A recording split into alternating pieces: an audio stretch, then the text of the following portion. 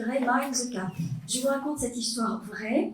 Si vous avez déjà pris le métro londonien, cette phrase ne vous est pas inconnue, c'est la traduction littérale de notre attention à la marche. Pendant près de 40 ans, un homme a prêté sa voix à la RATP britannique sur la Northern Line, désolé pour la prononciation. C'est un acteur peu connu, Oswald Lawrence. Et des millions d'Anglais le connaissent sans même savoir qui il est, puisque c'est à lui qu'on doit le Mind the Gap sur cette ligne. Il est décédé, alors il y a deux versions, en 2003 ou en 2007. Ça, c'est pas grave, il est mort en tout cas. Il laisse une veuve, Margaret McCollum. Et Margaret McCollum, en fait, après le décès de Lawrence, prend l'habitude de se rendre à une station de métro, la station Embankment, la dernière où il dit encore la voix de son mari qui passe en continu, Mind the Gap, Mind the Gap. Et elle y va tous les jours, pendant 10 ans. En novembre 2012-2013, la compagnie, en fait, décide de remplacer la voix de son époux par une voix digitale et automatique. Elle y va comme tous les jours à ce rendez-vous où elle écoute la voix de son époux et la stupeur, c'est la voix automatique, impersonnelle de quelqu'un d'autre. Elle en est bouleversée, alors je reprends les termes qui ont été employés par elle, bouleversée, abasourdie, dévastée. Elle n'a plus la voix de son époux.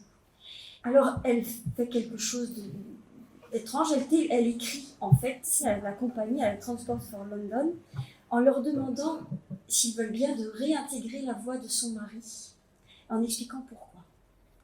Et en fait, ce qui est très beau, c'est que la compagnie témoigne du fait qu'elle a été très touchée par la demande. Ce sont les propos de Nigel Holness, le directeur du métro de Londres, qui dit « Nous avons été très touchés par son histoire ». Et ils ont décidé de remettre sur cette station de Mind the Gap de son époux.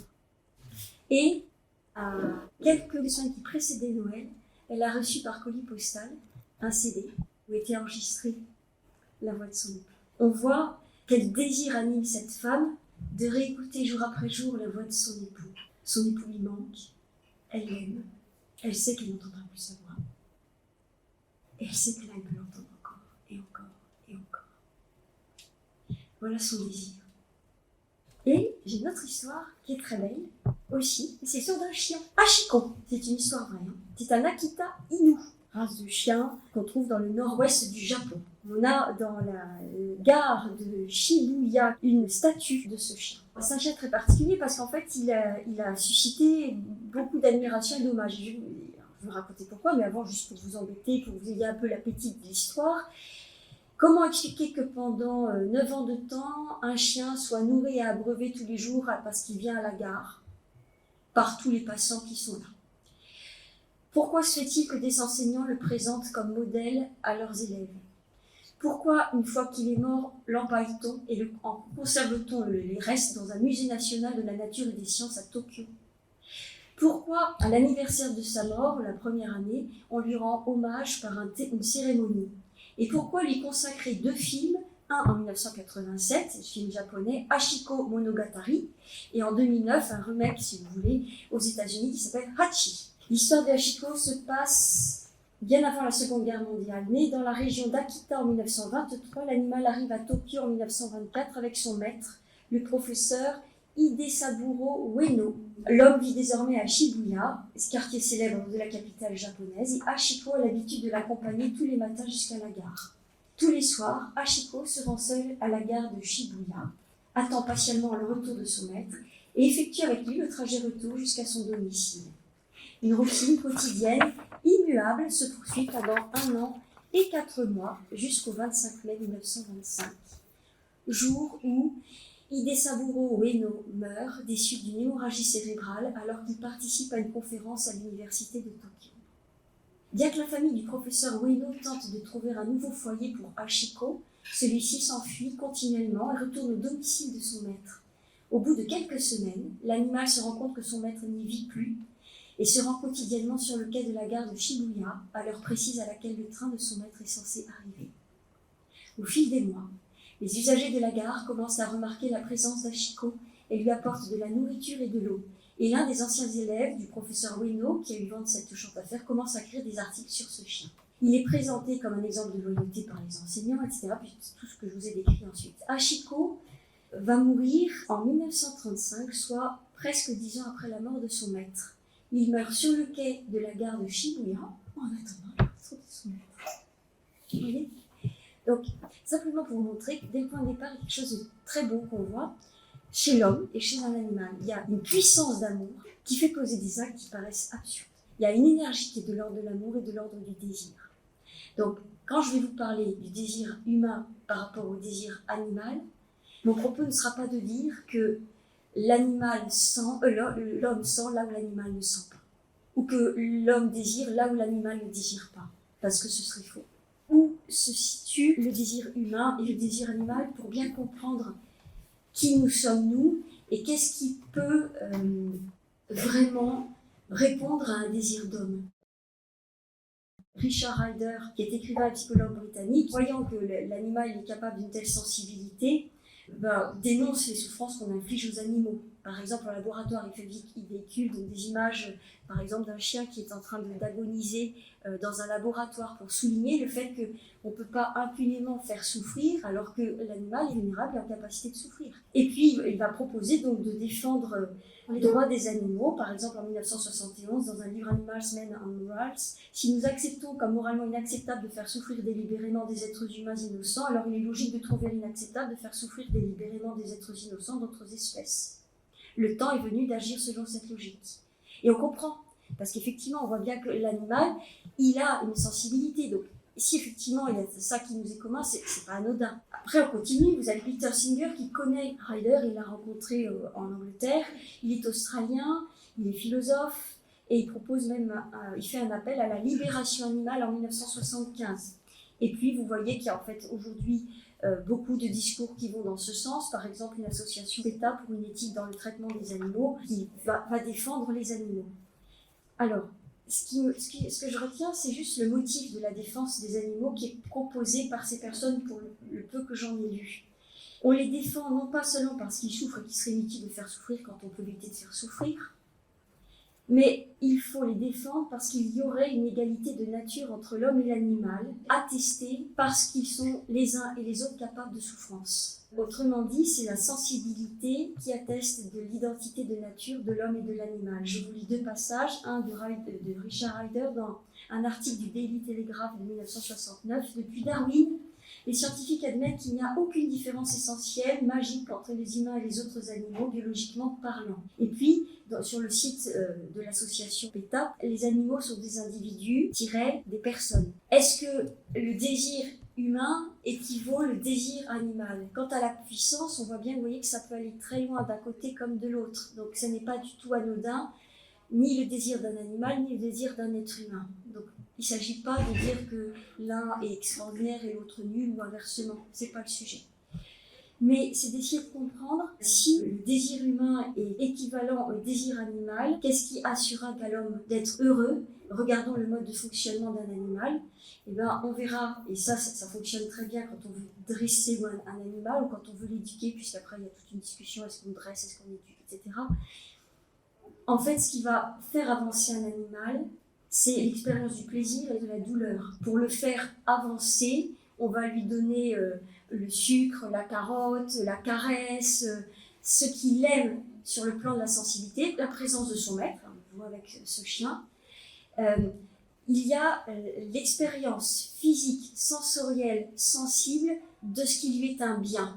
Et c'est ça qui va l'aider. Et s'il se représente, alors que cet objet n'est pas présent, la possibilité qu'il pourrait avoir de l'obtenir en se comportant d'une certaine manière, il se comportera comme on l'attend de lui. De la même manière, c'est ce qu'explique Konrad Lorenz, il a une ménagerie chez lui, donc il avait des oies, il avait des volailles de toutes sortes, il avait des singes, des chats, des chiens, enfin, et sa femme était passionnée comme lui, donc en fait il y en avait partout.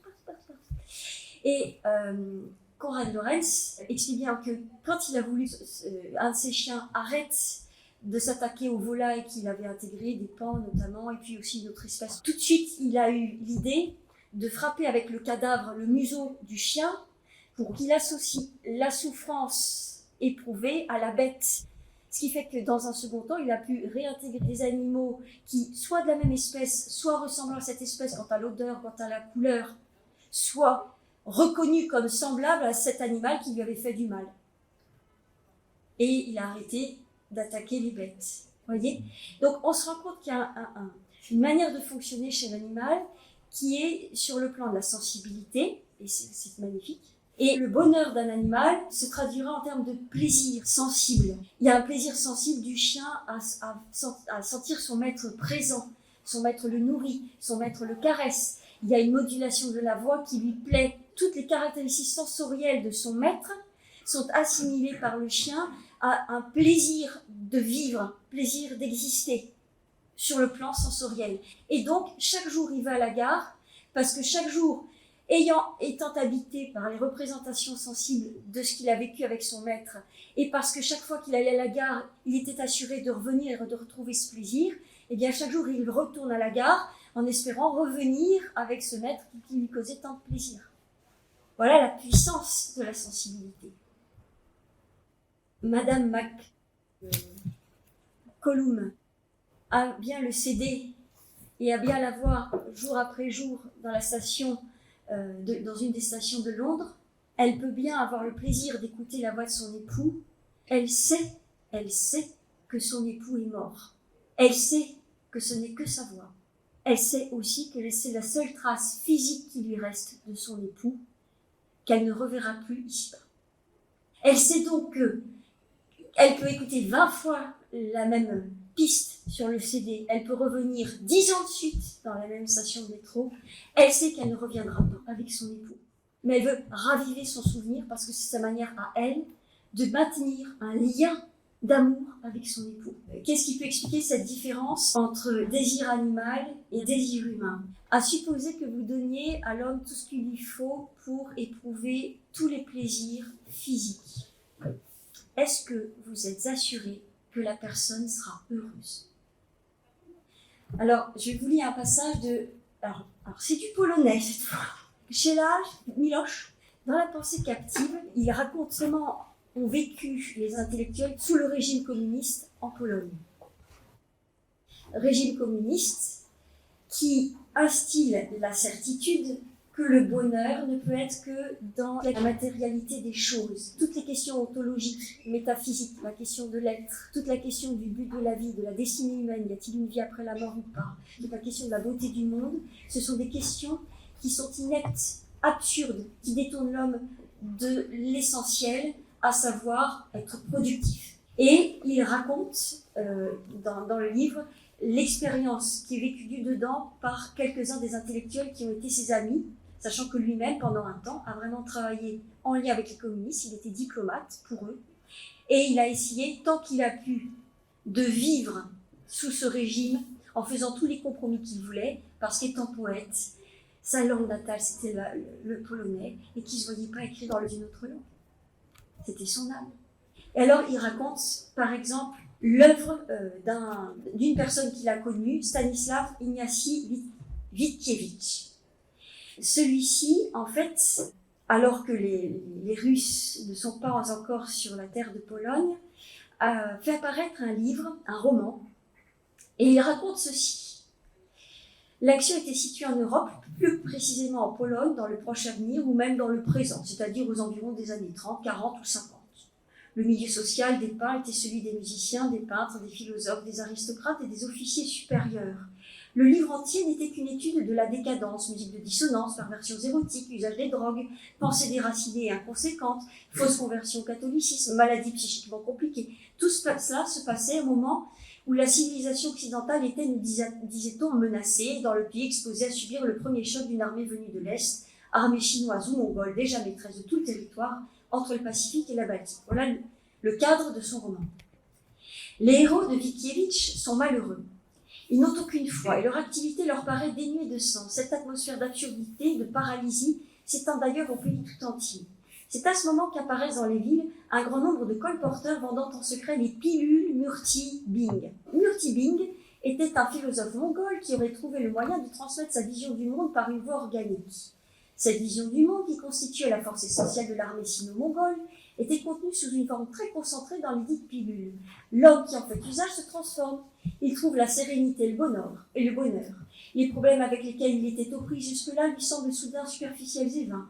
Il n'a plus une indulgence souriante pour les gens qui continuent à s'en occuper, en particulier les questions relatives aux difficultés insurmontables de l'ontologie, cessent de se poser.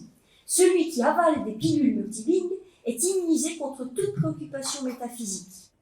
Il considère comme des sottises d'un autre âge les recherches de l'art et d'une insatiété des formes. Il cesse de voir dans l'avance des troupes chinoises et mongoles une tragédie pour sa propre civilisation. Il vit au milieu de ses compatriotes comme un être sain d'esprit parmi les fous. Plus nombreux chaque jour sont ceux qui recourent à la cure Murtibing et leur calme fait ressortir par un violent contraste la nervosité de leur entourage. En fait, le récit de ce roman, semble-t-il, est très intéressant. On voit que finalement, on essaie de trouver une solution à tout le drame humain sur le plan chimique. L'homme est un être biologique, le problème est donc biologique. Résolvons par la biologie. La chimie traitera tout. Donnons des médicaments, une personne est triste, une personne souffre, une personne s'interroge sur le sens de sa vie. Donnons-lui des médicaments, elle ira mieux. Alors c'est très intéressant, c'est la double issue de ce roman. L'issue du roman lui-même.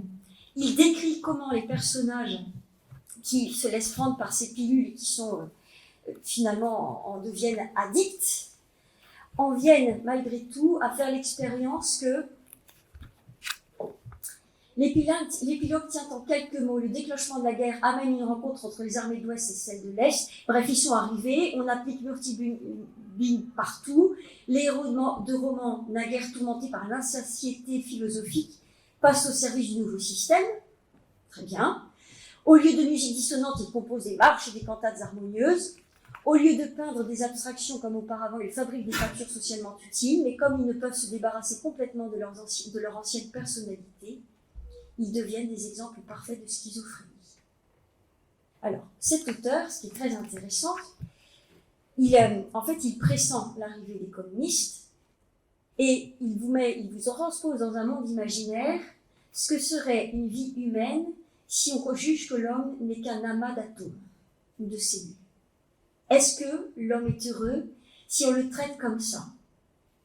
Et dans la foulée, il va signer de son sang l'issue de ce roman, puisque lorsqu'il apprend en fait l'arrivée aux frontières occidentales de Pologne, l'arrivée de l'armée rouge, il prend du Véronal et s'ouvre les veines. Et en fait, Miloš explique pourquoi il s'est ouvert les veines.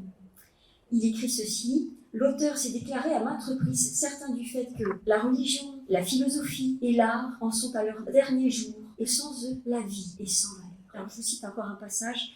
Par-delà le besoin de se mettre à l'abri de la misère, et beaucoup d'intellectuels au départ ont essayé autant possible de survivre en acceptant tous les compromis possibles. Et en fait, comme ils étaient au tout départ ce qu'il fallait appâter pour que la culture marxiste et léniniste se déploie, il fallait des porte-voix. Les porte-voix, c'était les intellectuels. On leur offrait des maisons, on leur offrait la gloire, on leur offrait des éditions, on leur offrait de la publicité, on leur offrait des conférences, on leur offrait un parterre de gens qui étaient là à boire leurs paroles. On leur offrait tout le plaisir du monde. Et le constat, alors il décrit la vie de plusieurs de ces personnages, son ami A, son ami B, son ami C, son ami D. Cet homme-là, Ignacy, voilà, polonais, tous font cette expérience qu'il décrit. Par-delà le besoin de se mettre à l'abri de la misère et de la destruction physique, il existe là-bas une soif d'harmonie spirituelle et de bonheur. Vous voyez, là, on se rend compte qu'on touche à quelque chose dans l'humain de très particulier. Le plan physiologique n'est certainement pas méprisé. Le plan de la sensibilité n'est certainement pas méprisé. Mais si on prend en considération cela dans l'homme, et cela apporte ô combien, ce n'est pourtant pas encore suffisant si l'on veut prétendre apporter quelque chose qui donne de la joie à l'être humain. Ce n'est pas suffisant. Pourquoi ? Il décrit justement Miloš, un de ses camarades, je crois que c'est le camarade C, la personne C. Elle a tout et elle est sûre de ça elle accepte tous les compromis pour avoir tous les plaisirs et toute la sécurité possible. À supposer que la personne soit convaincue qu'elle est heureuse, à supposer qu'elle en soit convaincue. À un moment donné, cette personne C voit que la menace de la mort est sur sa tête parce qu'il y a de temps en temps des descentes de police même auprès de ceux qui ont fait ces compromis pour les rééduquer un peu plus. Parce qu'ils ont fait un faux pas à droite ou à gauche. Et il décrit l'effroi de son ami C lorsqu'il réalise qu'il peut mourir. Et donc, soit qu'on soit convaincu que l'être humain ne trouve de joie que dans le plaisir physique, et celui qui en est convaincu est effrayé à l'idée de la mort, et à l'idée de la souffrance. Soit simplement, il n'est pas convaincu que le plaisir suffit à son bonheur. Mais dans un cas comme dans l'autre, on voit qu'il y a au cœur de l'homme une insatisfaction. Pourquoi ? Vous avez derrière, en fait, tout un questionnement, celui du sens de la vie. Vous avez donc les propos de Camus, qui a toujours des propos très justes. Dans son livre Le mythe de Sisyphe, il remarque ceci. Face à la mort, il y a quelque chose qui est mis en lumière dans l'être humain. Il dit, de ce corps inerte où une gifle ne marque plus, l'âme a disparu. Ce côté élémentaire et définitif de l'aventure, sous-entendu humaine, c'est-à-dire définitif, une fois que la mort est là, il n'y a plus rien. Margaret MacLuhan le sait.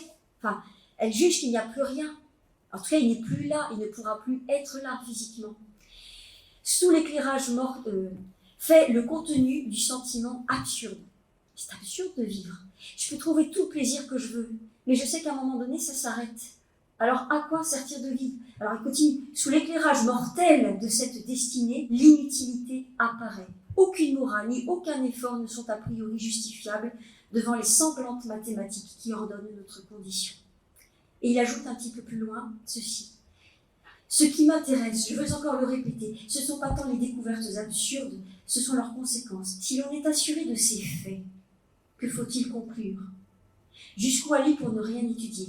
Faudra-t-il mourir volontairement, c'est-à-dire se donner la mort, se suicider, puisque la vie est absurde, ou espérer, malgré tout, par-delà le désir des moyens de bien vivre physiquement, sa vie d'homme, il y a un désir de raison de vivre.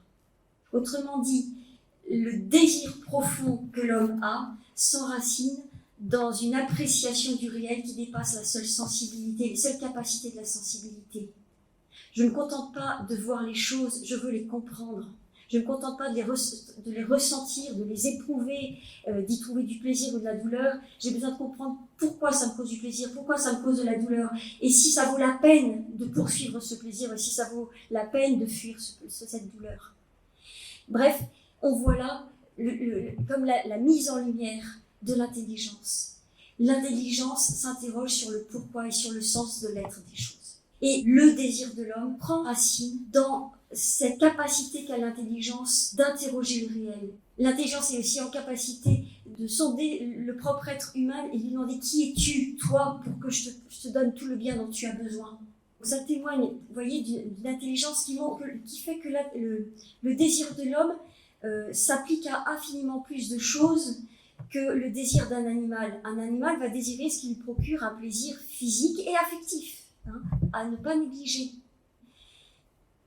Mais l'homme, il lui faut davantage. Et beaucoup de choses peuvent lui faire éprouver du plaisir et même de la joie. Ce sera bien sûr la voix de mon époux alors qu'il est mort, mais ce sera aussi, alors qu'il est mort, l'assurance que, par exemple, son œuvre perdure après sa mort. Ce sera le fait que nos enfants avancent dans la vie et trouvent leur place qui aurait réjoui le mari. Et on se rend compte que tout à coup, il y a infiniment de choses qui peuvent être un objet de joie et de plaisir pour l'être humain. Et vous voyez que la notion même de plaisir, elle s'élargit à autre chose que le plaisir physique. Le désir humain s'étend à infiniment plus de choses. L'autre point aussi, comment se fait-il qu'on ne cesse de désirer que lorsqu'on a quelque chose ? Si on comprend bien le mode de fonctionnement de l'intelligence, on se rend compte qu'en fait, on désire sur la base de ce que l'on connaît. Et que l'on connaît non pas seulement à partir de nos sens, mais à partir de l'intelligence. Je peux saisir que cette chaise est un bien pour moi parce que je peux m'y asseoir et ça me détend. Je peux juger que c'est un bien de manger parce que ça donne des forces pour la suite. Mais je peux juger que c'est un bien aussi de discuter avec des personnes et de les rencontrer. Je peux juger que c'est un bien d'approfondir telle ou telle question parce que ça va permettre de mieux comprendre l'organisme de l'humain ou de comprendre la structure de l'univers. Je peux juger que c'est un bien d'entrer dans une communauté religieuse ou d'en partir parce qu'il y va de ma relation avec Dieu. C'est infiniment large. Mais dans toutes ces choses-là, je vois un point commun. Il y a du bien. Il y a du bien. Il y a du bien. C'est comme s'il y avait une espèce de seau, une trame de fond, c'est bon. Mais il n'y a rien de commun entre un repas, Dieu, la relation à l'autre et cette chaise. Il n'y a rien de commun. Et pourtant, tout ça, je dis, c'est bon. C'est-à-dire que l'intelligence saisit qu'il y a un point commun là-dedans.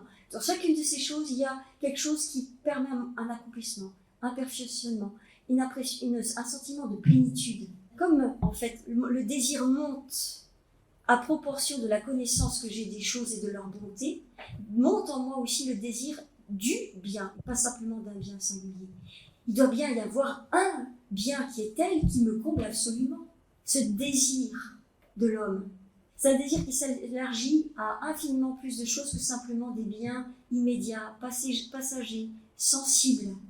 Mais ça va encore plus loin. Ce désir de l'homme, c'est aussi un appel à l'absolu. À un moment donné, je me rends compte que tout ce qui est et qui momentanément me comble ne suffit pas. Parce que tout ceci passe. Et moi, je voudrais que ça ne passe pas. Et quand je vous dis ça, je me place d'un point de vue strictement humain. Je peux vous citer Nietzsche, qui explique que Dieu est mort. Vous voyez là, je prends aucun risque. Vous avez un très beau passage dans Ainsi parlait Zarathustra, il dit « La douleur passe et finit, mais toute joie veut l'éternité ». En fait, il y a un appétit en l'homme qui s'élargit à infiniment plus de choses. Tout ce qui est, pourvu que l'homme y trouve quelque bonté, l'homme est capable de le désirer. Que ce soit d'ordre matériel ou immatériel. Il est prêt à le désirer pourvu qu'il soit assuré que ça peut exister ou que ça existe. Pourvu qu'il y trouve quelque chose de bon, il l'aimera. Il peut l'aimer. Et en même temps, il pouvait essayer de le combler à la manière de ses parents tellement inquiets qui veulent combler leurs enfants de tout plein de choses. Alors, je veux pas qu'il souffre, alors je vais lui donner tout ce qu'il faut en termes de bonbons, de nourriture, de divertissement, d'amis, de rencontres, d'études, tout. Vous pouvez lui donner tout ce que vous voulez. Il y a une part vacante. Mais pourquoi ? Parce qu'en fait, au cœur de l'homme est inscrit un désir de l'absolu, du fait de l'intelligence de l'homme. L'homme ne peut pas se contenter de moins qu'un absolu.